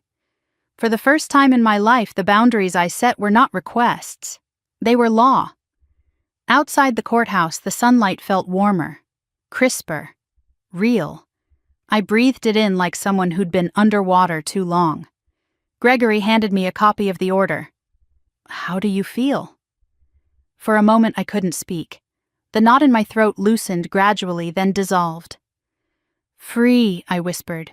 He smiled. Good. You deserve that. I drove home with the windows cracked open, letting the mountain air fill the car. When the cabin came into view, a soft brown silhouette against the green slope, my chest tightened with a feeling I hadn't expected. Relief. Not the fleeting kind, but the grounded, quiet kind that settles deep into the bones. When I stepped inside, sunlight poured across the floorboards. My house, my space, my peace. And this time there were no messages, no calls, no threats, no shadows lurking on the deck. Just silence. The kind that finally felt like mine. In the days after the court hearing, the mountain air felt different. Lighter, sharper, almost unfamiliar.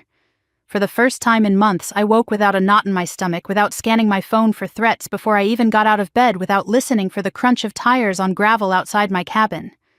I lay there under the soft quilt, watching pale morning light creep across the ceiling, and felt a stillness that was almost disorienting. This is what peace feels like, I thought.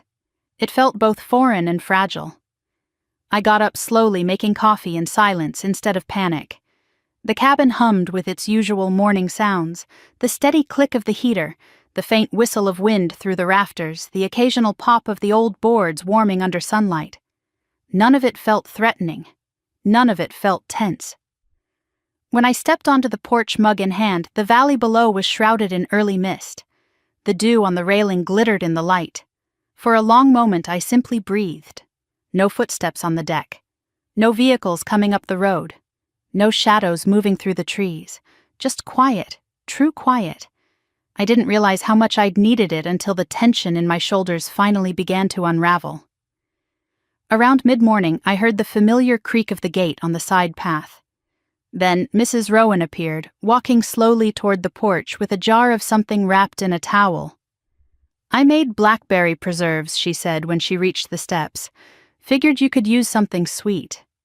Her voice held that soft warmth of someone who understood what you'd been through without needing to say it. I stepped aside to let her sit on the wicker chair beside the door. "How are you holding up?" she asked gently.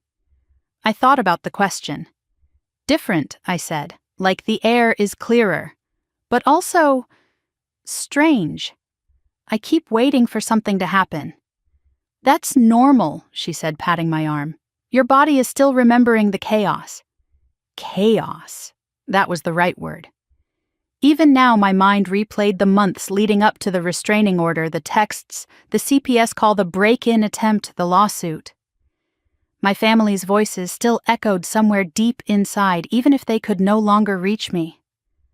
"I saw your mother and father yesterday," she continued carefully.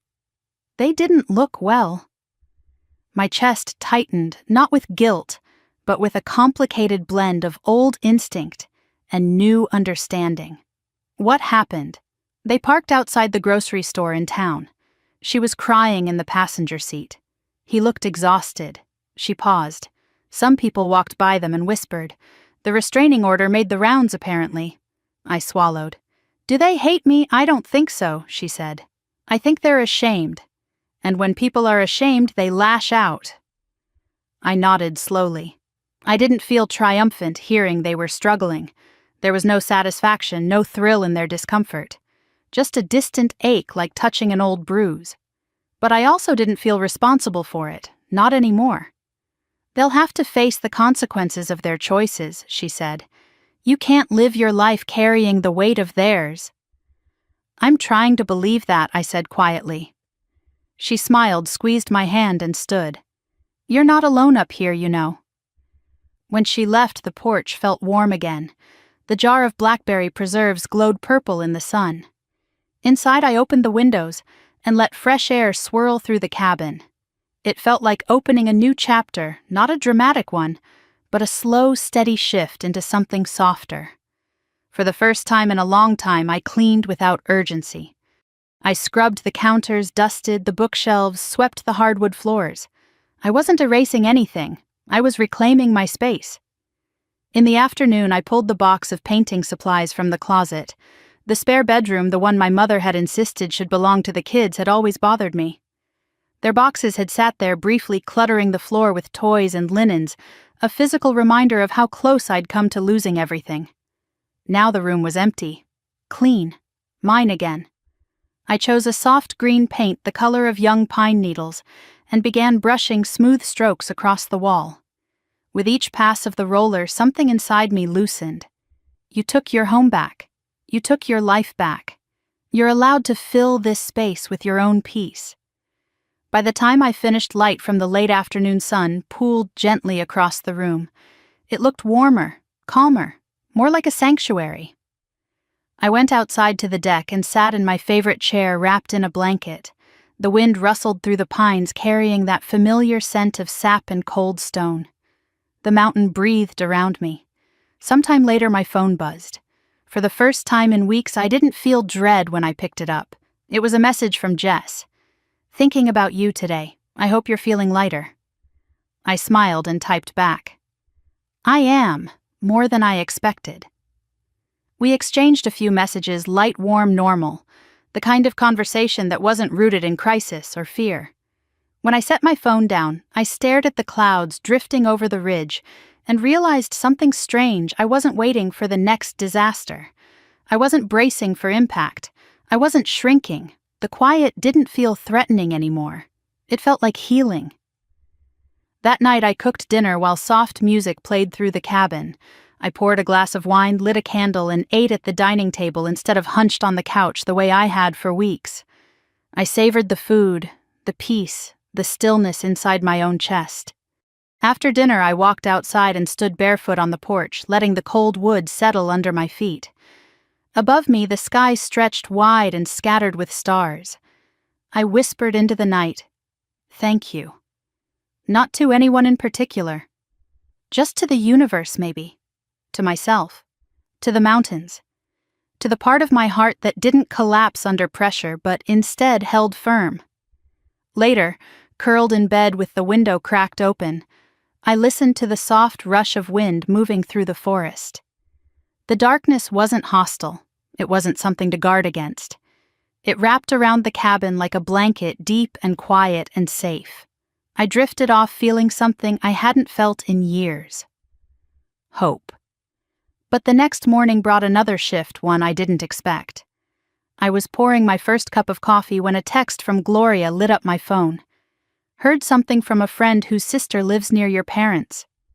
My heartbeat stuttered as I opened the rest.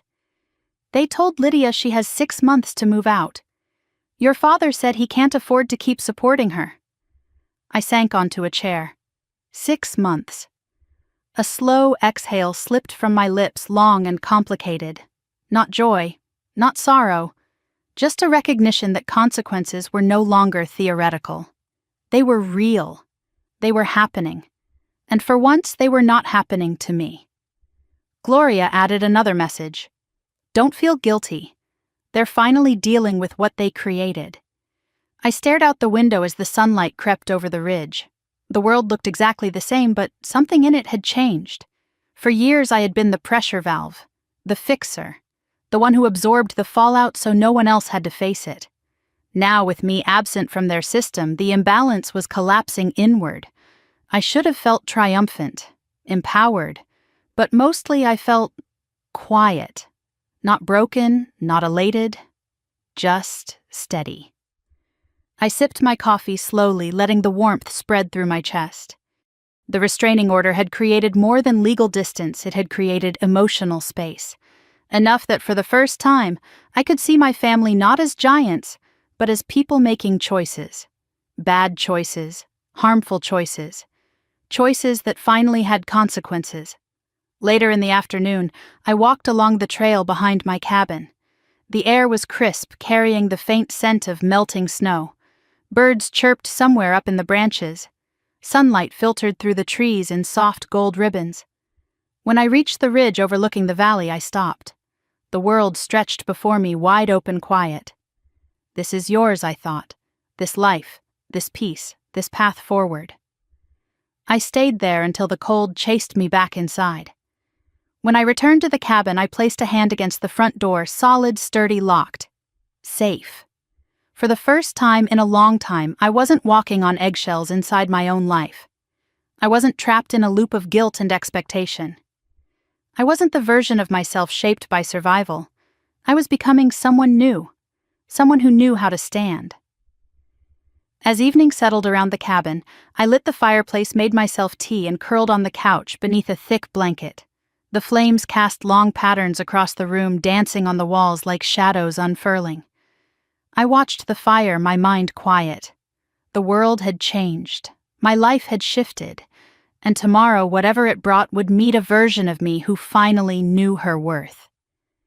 When I blew out the candle beside me, the room fell into a warm, peaceful darkness. I whispered into it, letting the words settle in my chest. I deserve this quiet. And the mountains seemed to whisper back, yes. The first morning I woke without checking the locks felt almost unreal. My eyes opened slowly, not in fear, not in anticipation, but in something I hadn't experienced in months, ease. The soft winter sunlight slipped through the curtains, brushing warmth across my face. For a long moment I simply lay still, letting the quiet inside me match the quiet outside. There were no footsteps on the porch, no car engines grinding up the hill, no notifications flashing with threats or guilt, just silence. A gentle, steady silence I kissed the air with gratitude for. I slid out of bed, pulled on thick socks, and padded downstairs, letting my fingers trail along the wooden banister. The cabin felt different now, lighter, as though the air itself had exhaled along with me after months of tension. I brewed coffee and opened the windows to let crisp mountain air drift through. It carried the scent of pine and thawing earth, a hint that spring wasn't too far away. I wrapped my hands around my mug and stood by the window watching morning light spill down the slope like gold dust. For the first time, the quiet didn't feel like waiting. It felt like living. Around mid-morning, I pulled my hair into a loose bun and stepped into the spare room, what once had been the battleground for my family's imagined futures. Empty boxes had sat there, toys, bedding, Lydia's children's drawings, traces of their attempted occupation. Now the walls glowed with the soft green I had painted days before, the color calming and fresh. A small stack of frames sat in one corner alongside a folded quilt my grandmother had made years ago. I spread the quilt across the bed, smoothing the fabric with slow, deliberate palms. This room could finally become what I always intended, a guest room, peaceful and welcoming, not a symbol of forced obligation. I hung pictures on the wall, watercolors of the Blue Ridge Mountains, black and white photographs of trails I'd hiked, little pieces of memory I had once been too consumed to put up. Step by step, breath by breath, the room came alive. The transformation wasn't dramatic. It was gentle, but meaningful. Every piece I placed felt like reclaiming another part of myself. By early afternoon, I drove into town for supplies. The hardware store smelled like cedar chips and earth, and the owner greeted me with a nod. On the way home, I stopped at a small nursery tucked beside the road and spent far too long choosing plants, mountain lavender, creeping thyme, and a pair of rugged, stubborn little blue spruce seedlings that somehow reminded me of myself. Back at the cabin, I knelt in the cool soil by the front path and dug small spaces for each plant. The ground was firm from the last frost, but not frozen, and the scent of mountain earth filled the air as I worked. My hands got dirty, my hair fell into my face, my nose turned pink from the wind. It felt wonderful. When I finished, I sat back on my heels and admired the small garden. Nothing extravagant, nothing Instagram-worthy, just intentions planted into the soil. A slow breath left my chest, the kind that felt like a release from deep inside.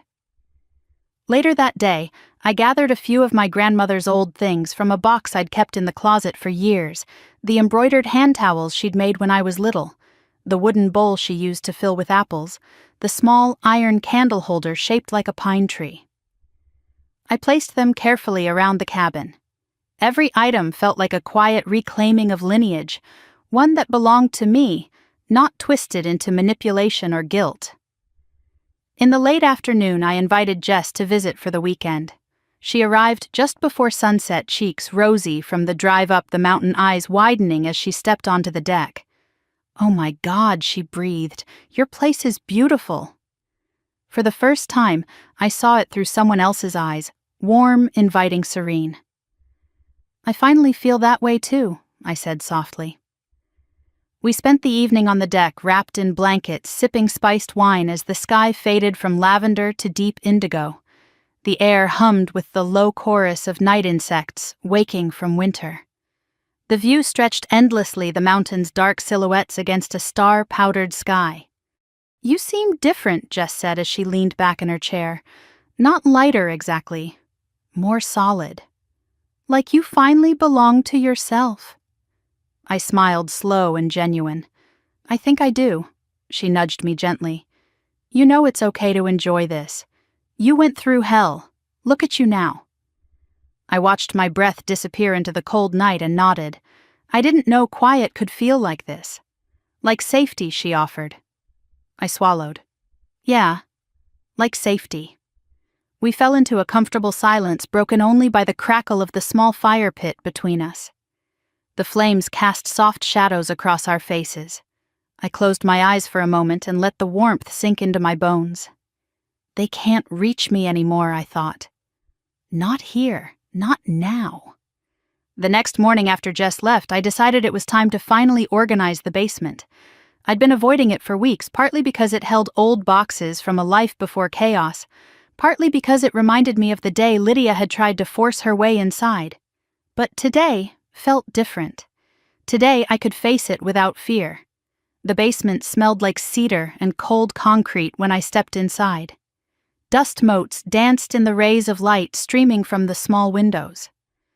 I sorted through boxes, donating old hiking gear, storing winter blankets, tossing broken tools. The work felt meditative grounding. At one point, I found a box labeled Mara College. Inside were papers from architecture classes, a worn sketchbook, and a small framed photo of me at 21, standing proudly in front of a model I'd built for a design competition. I stared at that younger version of myself, smiling broadly, eyes full of ambition and hope. She didn't know yet how much she'd give, how much she'd sacrifice, how much she'd lose while trying to keep peace with people who never valued her peace. But she also didn't know who she'd become, someone who stood up, someone who reclaimed, someone who found strength where she thought only survival existed.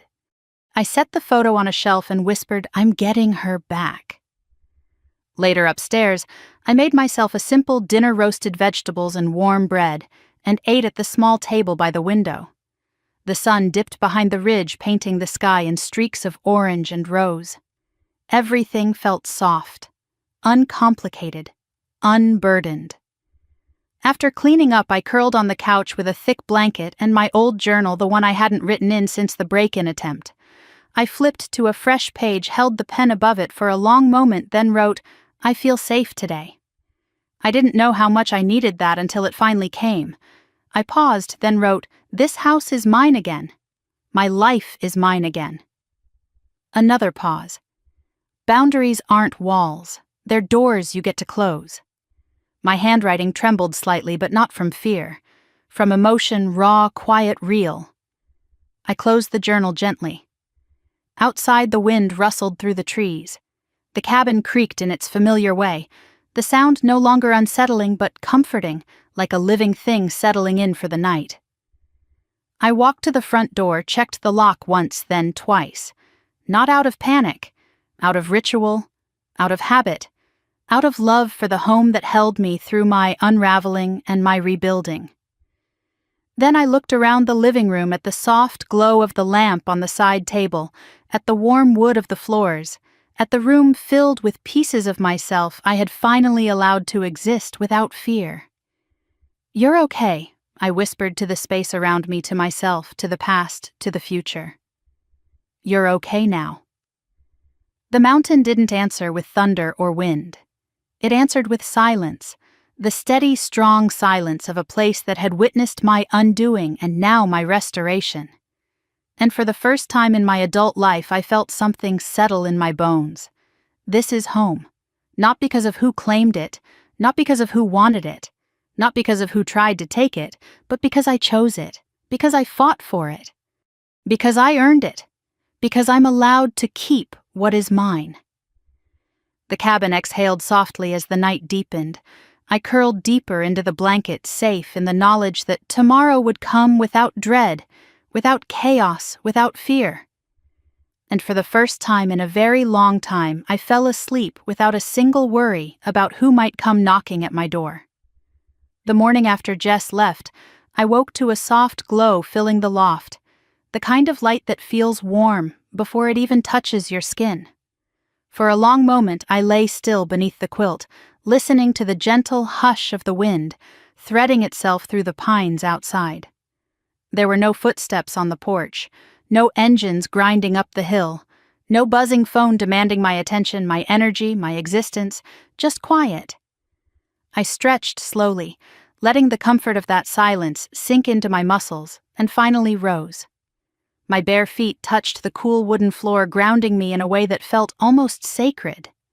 Downstairs, the cabin welcomed me the same way it had when I first moved in, morning air drifting through the open window, the scent of pine settling on the countertops, sunlight warming the old table by the wall. It felt like my house again. I brewed a pot of coffee, the rich smell filling the kitchen. When I stepped onto the deck, mug in hand, the world lay open in front of me. The valley was wrapped in soft fog, the mountains rising above it like quiet guardians. I took a long sip, letting the warmth settle deep into my chest. For the first time in years, the stillness didn't feel empty. It felt alive. I spent the morning tending to the small garden I'd planted near the front path. The mountain lavender had survived the cold night, its tiny buds stubbornly refusing to wilt. The spruce seedlings stood straight and unbothered, as if they understood resilience better than I ever had. I knelt in the dirt, brushing soil between my fingers, breathing in the scent of earth and hope. And as I worked, I realized something quietly profound. Every piece of this home now carried my imprint. Not theirs, not their expectations, not their demands. Mine. By noon, I moved inside to make lunch. As I chopped vegetables, sunlight spilled across the counter, illuminating the jar of blackberry preserves from Mrs. Rowan. I spread a spoonful onto warm bread and smiled at how simple things tasted better now, steadier, less rushed. That afternoon, I pulled out my journal again and sat cross-legged on the living room floor. I wrote slowly, deliberately. I am allowed to rebuild. I am allowed to rest. I am allowed to choose myself. The words didn't feel rebellious anymore. They felt true. Later, I walked to the spare room and opened the door.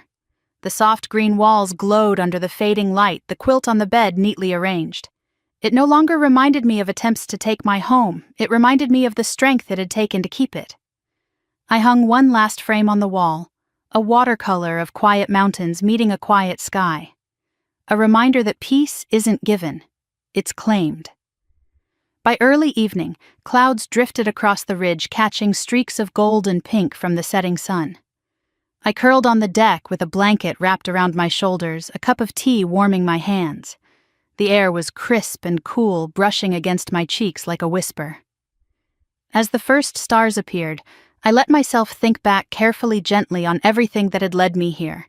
The move-in attempt, the police sirens cutting through morning air, the CPS call, the lawsuit, the break-in, the courtroom, the restraining order, and beneath every moment that old familiar ache, the belief that loving someone meant letting them take and take until you disappeared. But I hadn't disappeared. I had drawn a line, and survived the storm on the other side of it. The mountains darkened as night settled in. I watched the silhouette of the pines sway in the cool breeze. This place had held me through the worst of myself, the worst of others, and now through a quiet rebirth. Inside, I lit a few candles and turned on soft music. Their glow flickered gently across the wooden walls, wrapping the room in warmth. I made a small dinner and ate it slowly, savoring each bite like an act of gratitude.